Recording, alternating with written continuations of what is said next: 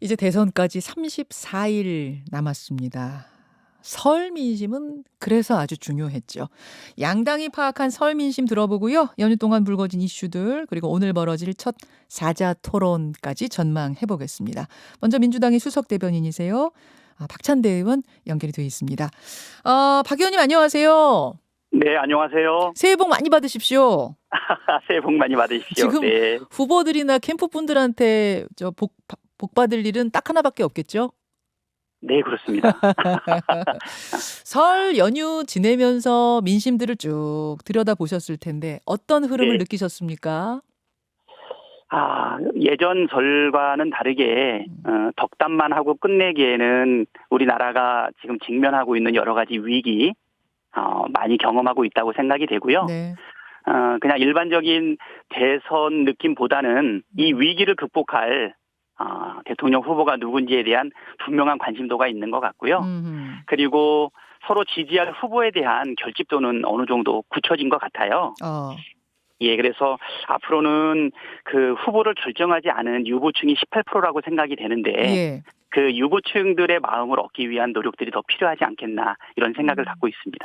아직 정하지 못했다 하는 분들을 한 18% 잡고 계신다는 이야기고 그들의 네네. 마음을 어떻게 끌어오느냐 거기에 집중할 거다. 그 여론조사 뭐 오늘자로도 꽤 나올 겁니다만은 지금까지 나온 것 중에 가장 최근 걸 저희가 하나 준비를 했어요. 서던포스트가 CBS 의뢰로 1월 28, 29일 1,002명을 대상으로 한 조사인데 이게 설 연휴 첫날 발표가 됐습니다.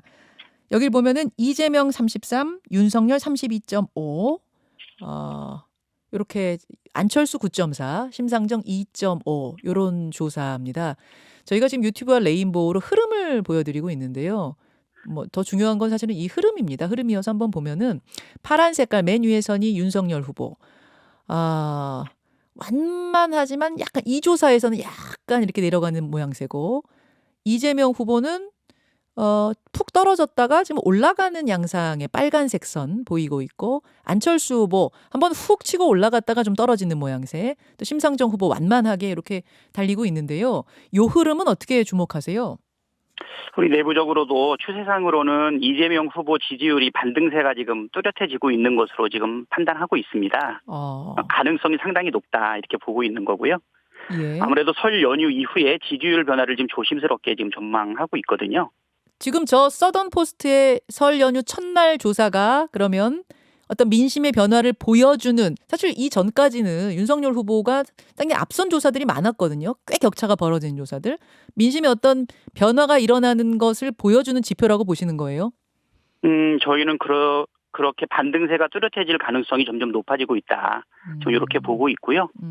특히 이제 설날에 모여가지고 지금 이 위기를 어떻게 극복할 거냐, 코로나, 경제, 민생과 관련해서 네. 준비되어 있는 후보가 누군가, 아까도 말씀드렸듯이 후보를 결정하지 않은 유보층들이 이런 부분들에 대한 이야기가 조금씩 반영되고 있지 않나 이런 생각이 들고요. 네. 특히 먹고 사는 문제를 비롯한 경제 문제가 상당히 심각하고 앞으로 대한민국의 위기를 어떻게 극복할지를 따지는 게 가장 중요한 관심사가 아닌가 생각이 되는데요. 예, 특히 경제의 고관여층에서는 예. 우리 후보를 지지하는 지지세가 점점 강해지고 있는 것은 분명한 사실인 것 같습니다. 예, 잠시만요. 좀 바로잡고 가야 될 것 같습니다. 조금 전 그래프 다시 한 번만 보여주시겠어요? 다시 한번 보여주시겠습니까? 예, 이 그래프가 지금 조금 제가 잘못 표기를 읽었네요. 이재명 후보가 파란색입니다. 파란색이 이재명 후보, 빨간색이 윤석열 후보. 거의 지금 붙었는데 훅 치고 올라간 게 이제 윤석열 후보인 것 같고 이재명 후보는 지금 완만한 선에서 34 지난주에서 33을 그리고 있는 이런 모양새군요. 예, 이 부분 제가 다시 한번 정정하겠습니다. 오차 범위 내에서 초접전. 어쨌든 지금 캠프에서는 우상호 본부장도 그런 말씀을 하셨던데 설 직전 민심의 흐름이 이 후보로 결집하고 있다. 확실히 변화의 기운을 캠프에서 느끼고 있다 이런 말씀을 하셨더라고요. 네. 알겠습니다. 그런 상황인데 캠프가 느끼는 느낌은 좋다는 말씀인데 설 연휴에 김혜경 씨 관련된 악재가 하나 터졌습니다. 그 얘기를 좀 해보죠. 이재명 후보가 경기도지사이던 시절에 경기도 공무원이 김혜경 씨의 약을 대리 처방받고 아들 퇴원 수속도 대신 받고 도청의 법인카드로 집에서 먹을 음식을 사다 날랐고 집안의 빨랫감 정리까지 했다. 이게 지금 7급 공무원 A씨의 설 연휴 사이 폭로였습니다. 이 A씨한테 이런 심부름을 지시한 건 5급 공무원 B씨고요. 결국 김혜경 씨가 도청 공무원들을 개인 비서처럼 쓴 거 아니냐. 게다가 도청 비서실 법인카드까지 쓴 거 아니냐. 지금 이런 의혹입니다. 어떻게 알고 계십니까? 일단 저희도 이 내용과 관련해서 깊이 있게 다 속속들이 알기는 상당히 어려운데 어제자로 지금 배모 씨 그 5급 비서관의 입장문이 지금 발표가 되었어요. 예. 예, 아마 사과의 문을 아마 적었던 것 같고 이 내용은 우리 청취자들도 다 알고 계실 거라고 생각이 되는데요. 이재명 후보의 배우자께서도 지금 입장문을 제시를 했습니다. 예. 불찰이 있었고 공가사를 명료하게 가리지 못한 부분이 있었다. 그러나 상시 조력을 받은 것은 아니다. 이렇게 이야기를 했는데요. 실질적으로 뭐 의약품에 대한 대리 수령은 우리가 확인한 바로는 네. 없었던 것으로 그리고 후보와 배우자께서도 직접 관여한 부분은 아니지만 그렇지만 공가사를 명료하게 가리지 못했던 부분에 대해서는 큰 틀에서 입장문을 좀 냈다 이렇게 보시면 될 것 같고요. 잠시만요. 네. 그 약 대리 수령 부분은 사실은 의료법 위반이기 때문에 이게 좀 심각한 문제가 있는 부분인데 그런 일은 없었다라는 말씀이세요? 네. 뭐 직접 관여되지 않은 것으로 지금 저희들이 파악하고 있습니다. 근데 이 지금 증거들이 있지 증언뿐만 아니라 증거로 뭐 텔레그램으로 주고받은 내용들 그런 것들이 다 있는데 보면 사모님 약 처방을 받아다가 쇼핑백에 넣어서 그 댁에다가 걸어라라고 했고 실제로 걸어 놓은 사진까지 나왔어요. 근데 배 씨의 해명을 들어보면 사실은 그게 내 약이었는데 내 약을 마치 사모님 약 부탁인 것처럼 A 씨한테 시킨 거다 지금 이런 거지 않습니까? 네. 근데 그게 잘 이해가 안 가요. 되면 예. 늦은 결혼과 임신에 대한 스트레스로 남몰래 호르몬제를 복용을 했다라고 하는 부분이 좀 있었던 그렇게 입장문을 좀 발표를 했는데요. 그러면은 사모님 약인 것처럼 해가지고 쇼핑백으로 그 집 앞 문까지 걸어 놓으면 그러면 나중에 배 씨가 가서 그걸 훔쳐왔다는 얘기인가요? 글쎄요, 이거는 배 씨하고 그다음에 그 A모 비서 사이에 있었던 부분이기 때문에 이 부분은 사실관계하고 진위 여부를 추가적으로 파악할 필요가 있는 것 같고요. 그리고 이 부분에 대해서는 진위 여부를 살피기 위해서 감사 청구를 할 계획이라고 합니다. 감사 청구를 통해 가지고서 이 진위 여부가 분명하게 밝혀지지 않을까 이렇게 생각이 됩니다. 그러면은 김혜경 씨께서는 이 대리 처방이 이렇게 이루어졌다는 걸 지금까지 전혀 모르셨다는 얘기가 되나요? 지금 뭐 구체적으로 제가 사모님하고 통화해 보지는 않았지만 직접 관여한 사실이 없다는 것은 주변 분들을 통해 가지고 저희가 내용을 확인한 상황이거든요. 이 정도 되면 사모님한테 직접 좀 질문하셔야 될 것 같아요. 이런 질문 어디 가나 오늘 인터뷰 내내 받으실 텐데. 예. 일단은 감사 청구가 진행이 됐으니까 진위 여부와 관련된 부분에 대해서는 추가적인 내용들이 나오지 않겠나. 그렇게 보시면 좋을 것 같습니다. 게다가 이제 도청 법인카드로 소고기며 초밥이며 샐러드를 산 것이 또 나왔습니다. 그런데 이거를 배 씨가 알아서 과잉 충성을 했다고 보기에는 어쨌든 이거를 김혜경 씨께서 받아서 드신 거 아니겠습니까? 그럼 이게 어떻게 모르고 벌어질 수 있는 일인가? 이것도 잘 이해가 안 가요. 예, 그것도 한번 사실관계를 좀 더 파악해 봐야 되지 않을까 싶고요. 일단은 후보와 배우자께서는 직접 관여하지 않았고 그다음에 이제 배 씨하고 A모 씨 사이에 그 입장을 진위 여부를 좀 더 파악해야 된다라고 하는 부분으로 말씀드릴 수 있을 것 같아요.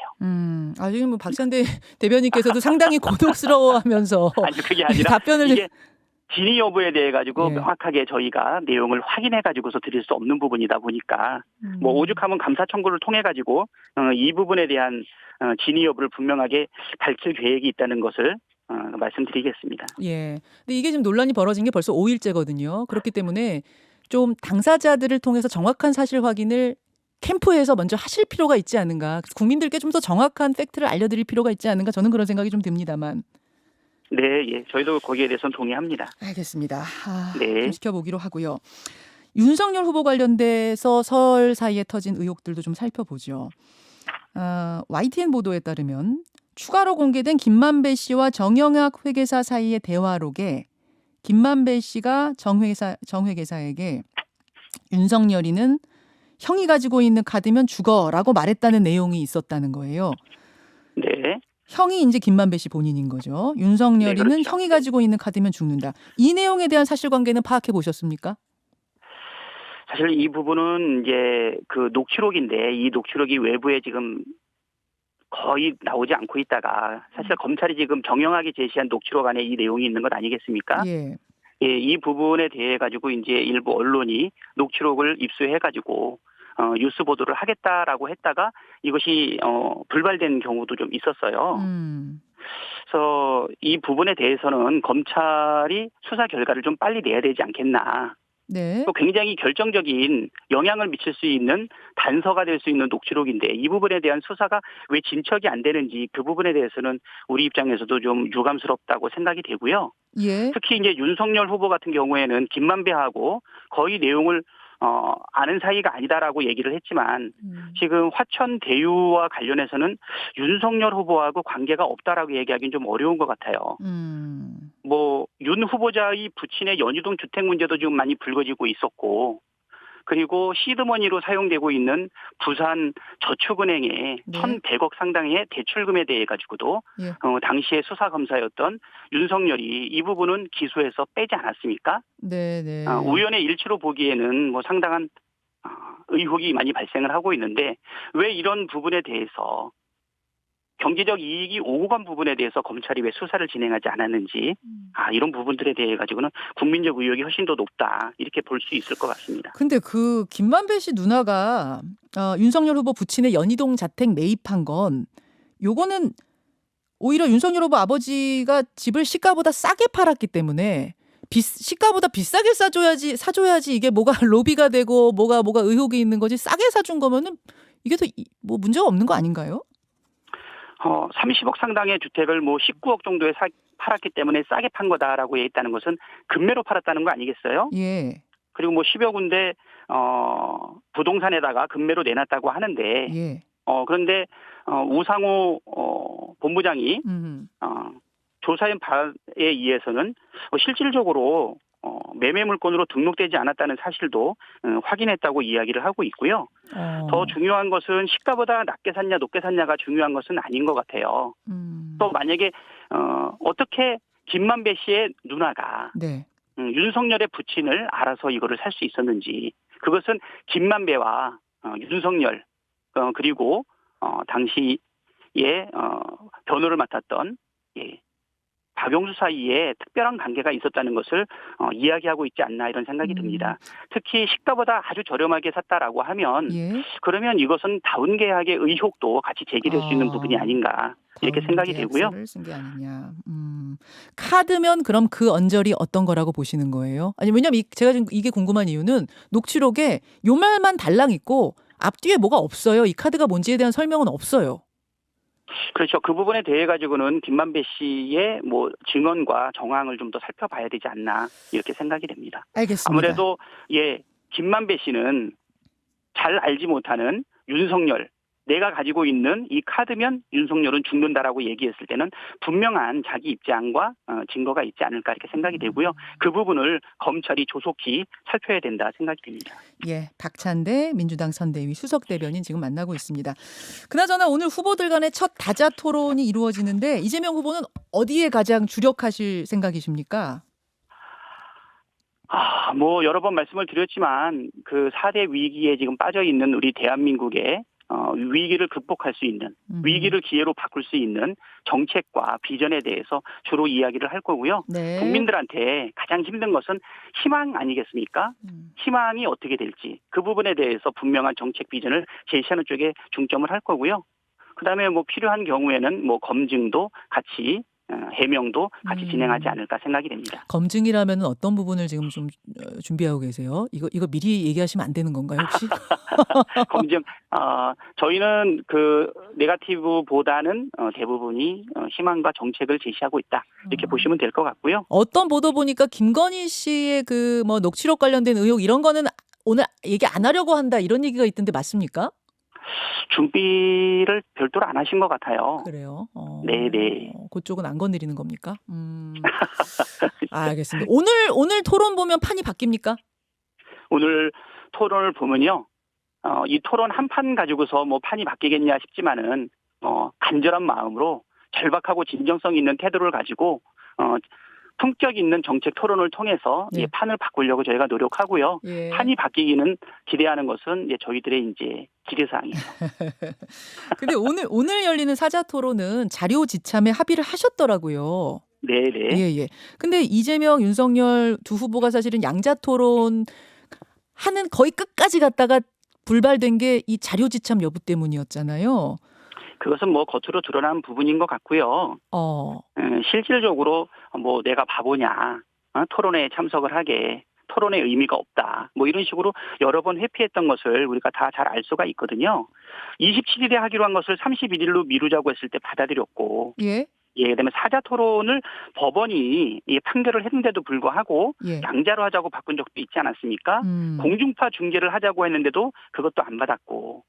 시간은 무조건 19시로 하자, 토론 자료 없이 주제 없이 하자라고 했을 때마다 우리가 이것을 다 받았는데 네. 계속적으로 조건을 바꿔가면서 진행한 것은 토론에 대해 가지고 사실은 기피하고 있다라고 하는 것을 국민 누구나 알 수 있지 않을까 싶고요. 그리고 어저께 있었던 김동연 후보의 양자 토론 같은 경우에 17만 명 정도가 이것을 시청한 것으로 지금 저희가 집계하고 있거든요. 예. 굉장히 품격 있고 좋은 토론이었다 이런 생각이 드는데 이것도 사실 CBS에서 주관했던 것 아니겠습니까? 예. 결국 품격 있는 정책 토론을 국민들이 많이 기대하고 있다.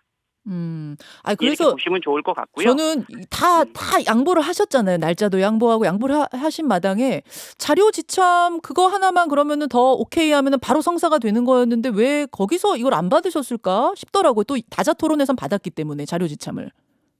네.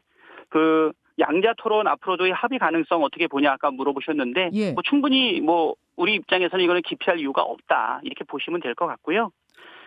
대선 후보 형식 토론에 대해 가지고 실질적으로 나는 윤석열 후보 쪽에서 왜 이렇게 토론을 회피하는지에 대해서 한번 말씀을 좀 드려보고 싶어요. 심상정, 이재명, 안철수 세 후보가 그동안 토론에 나왔던 게 KBS 더 라이브, MBC 뉴스데스크, KBS 의료진단, 네. KBS 9시 뉴스, MBC 100분 토론, SBS 뉴스 여기에 대해서는 3명의 후보들이 전부 나와가지고 방송 출연을 진행을 했거든요. 네. 윤석열 후보는 출연 횟수가 없어요. 이 토론을 피하고 있다. 이거 알겠습니다. 과연 누구일까요? 꼬리를 잡고 그다음에 계속 핑계를 대면서 토론을 피하는 것은 전적으로 윤석열 후보다라는 것을 보이면 좋을 것 같고요. 그러면 박수성님 혹시 토론 자료 지참을 오케이 했다고 하면은 그 다음에 또 목걸이 잡았을 거라고 보세요? 그랬을 가능성이 높다고 생각합니다. 그런 식으로 계속 뭐가 있었다 그런 말씀. 다자 토론 후에 그럼 이재명, 윤석열 양자 토론 다시 일어날 가능성이 있습니까? 지금 이번에 사자 토론 결과를 보고서 아마 윤석열 쪽에 전략적으로서 고민하지 않을까 싶은데요. 네, 저희 입장에서는 1대1 토론, 그러니까 양자 토론이죠. 네. 그다음에 뭐 다자 토론, 뭐 이런 부분에 대해 가지고서 기피할 생각이 전혀 없고요. 설 전 밥상에 이러한 토론을 통해 가지고 국민들에게 후보들을 알 수 있는 권리를 주지 못한 부분이 상당히 좀 아쉬움이 있어요.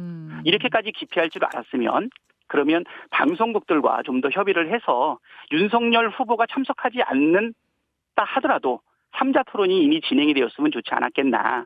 어저께 김동연 후보하고의 토론회를 통해서 그런 부분은 못내 아쉬움이 좀 있지 않았나 이렇게 생각이 됩니다. 여기까지 오늘 말씀 듣겠습니다. 박찬대 수석 대변인님 고맙습니다. 예. 더불어민주당 고맙습니다. 선대위의 박찬대 대변인이었습니다. 김현정의 뉴스쇼는 청취자 여러분의 참여로 이루어집니다. 트위터, 페이스북, 레인보우 게시판, 그리고 단문 50원, 장문 100원의 유료 문자 샵 1212, 우물정 1212 통해 참여하실 수 있습니다. 김현정의 뉴스쇼, 여러분과 함께 만듭니다.